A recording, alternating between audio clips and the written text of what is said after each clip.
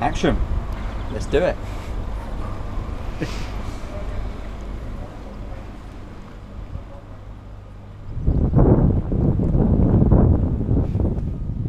Hi guys, Elliot here from ValetPRO. I'm joined by James.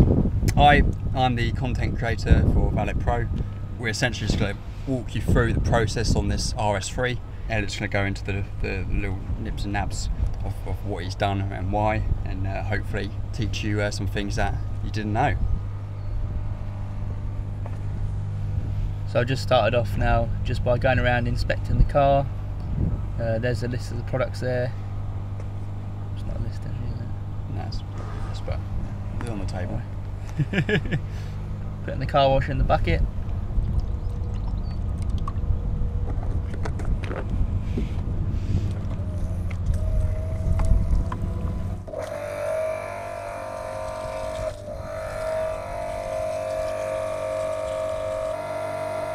And the bucket up there, getting it nice and suddy. Filling up my rinse bucket.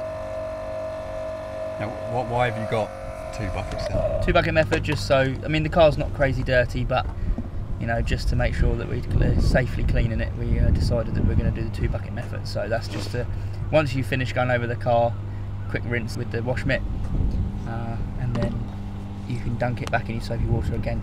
You know, you just haven't got any sort of excess dirt and grit and things like that. So when you go over the car again second time, yeah. Popping the snow foam there into the bottle. And that's snow foam combo 2. So yeah, so that's our alkaline compact snow foam.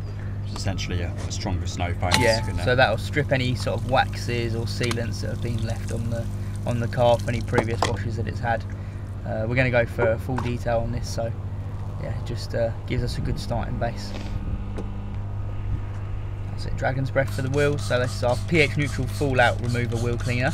So it doubles up as a fallout remover, so you can use it to decontaminate the paintwork, but it's also a great wheel cleaner.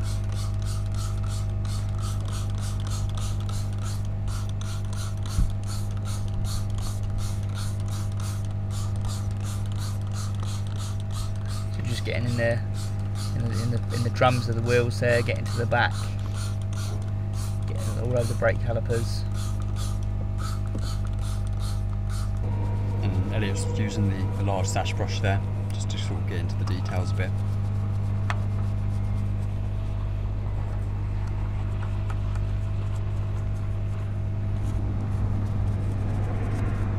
That's it. So let Dragon's Breath do its thing, and then we're going to rinse that all off.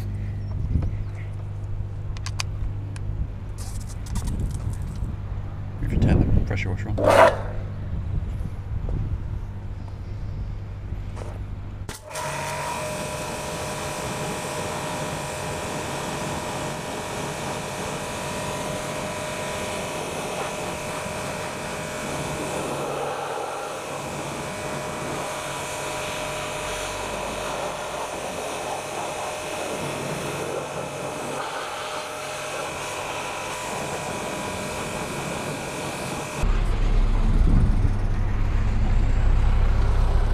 So that's so the wheels all rinsed off. So we did a non-contact, apart from the brake calipers, we didn't actually use the brush on the wheels themselves, just because of the dirt on there. Agitating the dirt and the Dragon's Breath together could obviously cause unnecessary scratching. So just a quick go over with the Dragon's Breath again, and then this time we're going to use the large Sash brush just to sort of agitate the wheels, and then we use the long reach wheel brush just to get into those barrels, get right to the back of the wheel and give them a deep clean.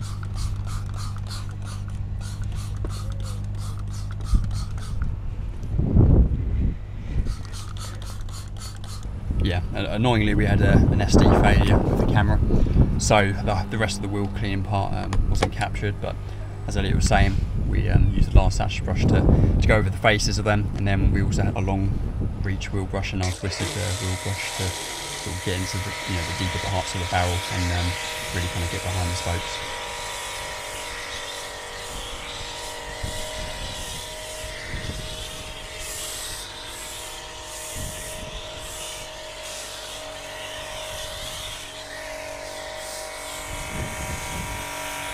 We're just going over now with a nice layer of the snow foam combo 2, and this is just going to safely drag down sort of any dirt, any sort of dust and stuff that's stuck to the car over time. So this is a non-contact stage at the moment.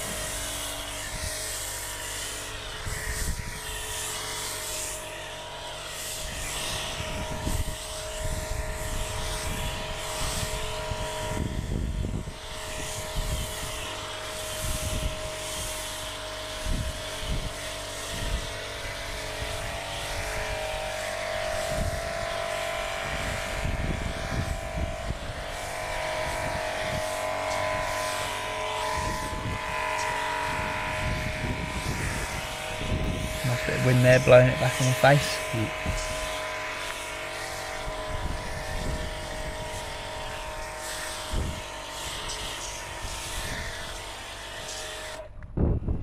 So that's the large chemical resistant ultra soft brush there that I'm using just to sort of agitate the rubbers around the windows, around the badges, etc. Essentially you get to places that, you know, a wash mitt wouldn't necessarily get to first pass over. That's it.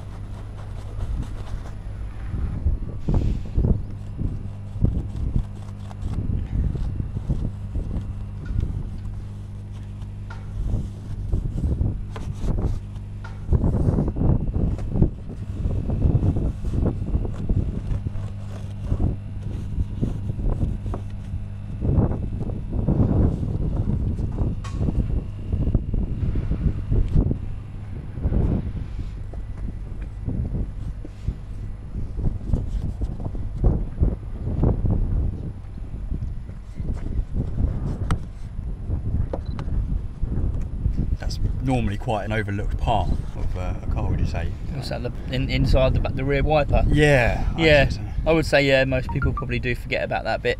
Normally in there you get stuff like cobwebs, spiders, maybe sort of like if you park near trees or bushes you get little bits of leaves and things stuck in there.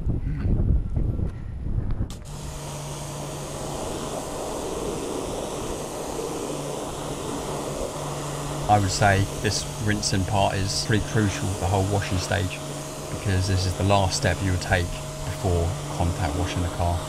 So rinsing as much grime as you get off now will save, you know, any potential grit and dirt getting sort of trapped in the buckets and the wash mitts sort of later on when you get to that contact stage.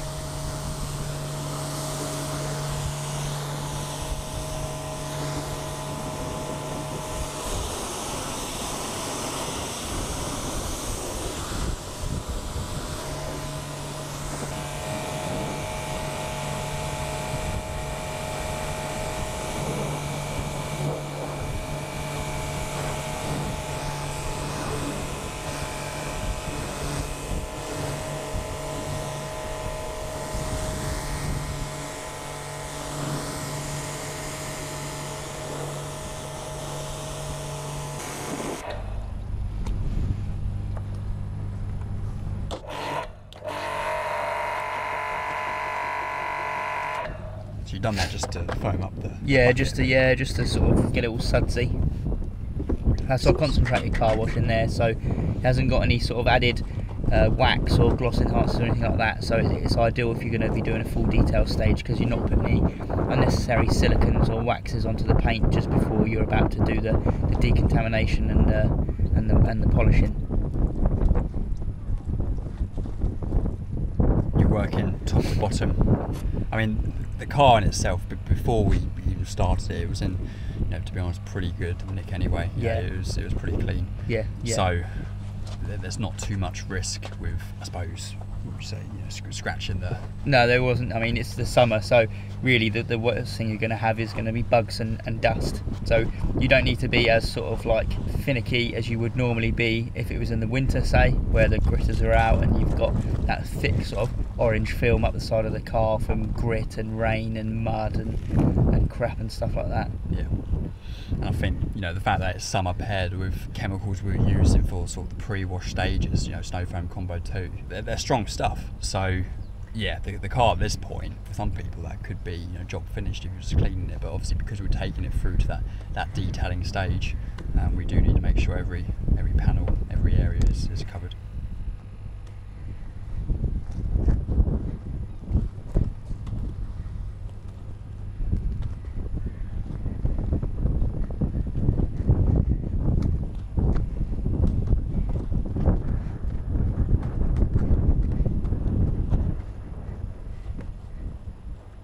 I always find working in straight lines is best, no matter what you're doing, whether it's glass, and especially on paintwork, as straight line scratches are always a lot easier to get out than swells. And yeah.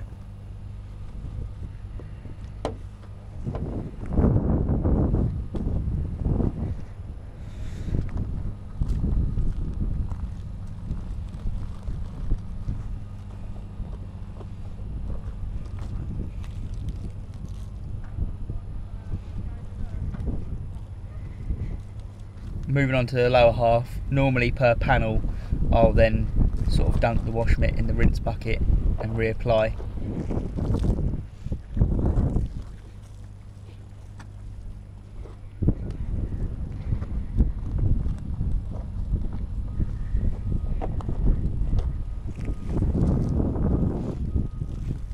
You might notice that I'm not going right down to the whole lower sill at this point, so I shall leave that sort of till last. And that'll be the last thing I do with the wash mitt, so that I know that after that I'm not going to be going anywhere else on the paintwork with it. So, you know, the lower bits you're prone to stone chips, etc. anyway, so they're always going to be the dirtiest part, so I always leave those bits till last.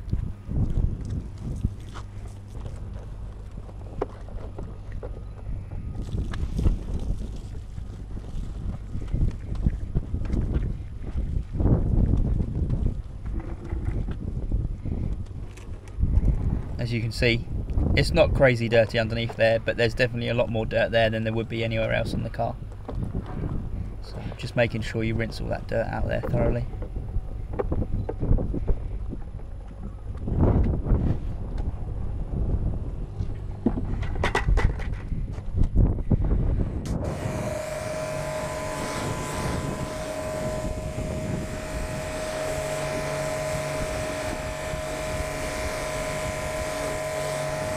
There still looks to be a little bit of protection left on that paintwork, but nowhere near as much as there would be, say, if there was wax or anything left on there.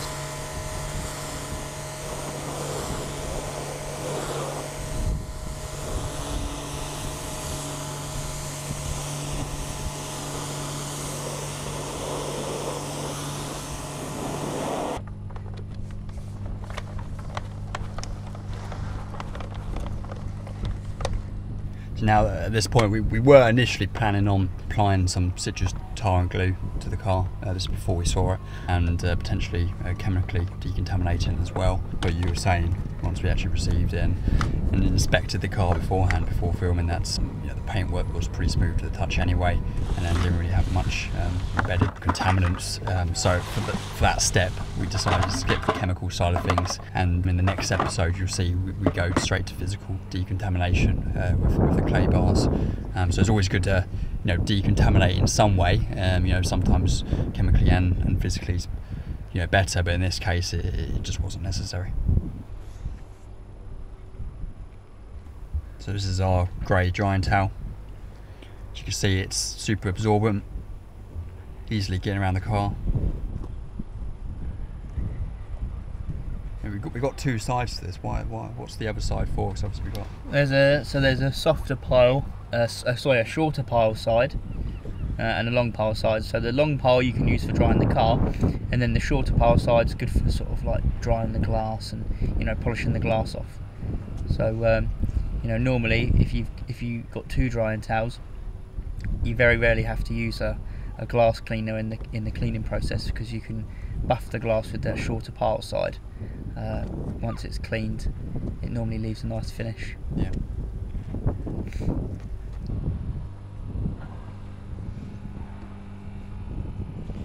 So this is his second drying towel here, so this is just getting all the sort of the little leftover bits that you might get drip from the mirrors, or when the drying towel starts to get full it doesn't pick up all the water.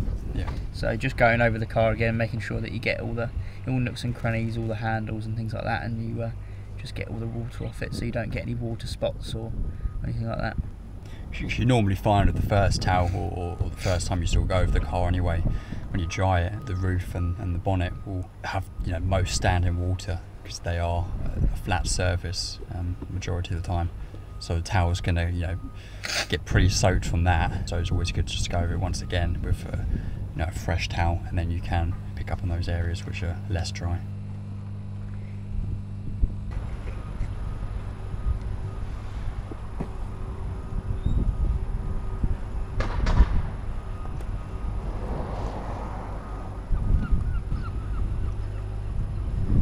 So a quick walk around the car, make sure you're not missing any areas.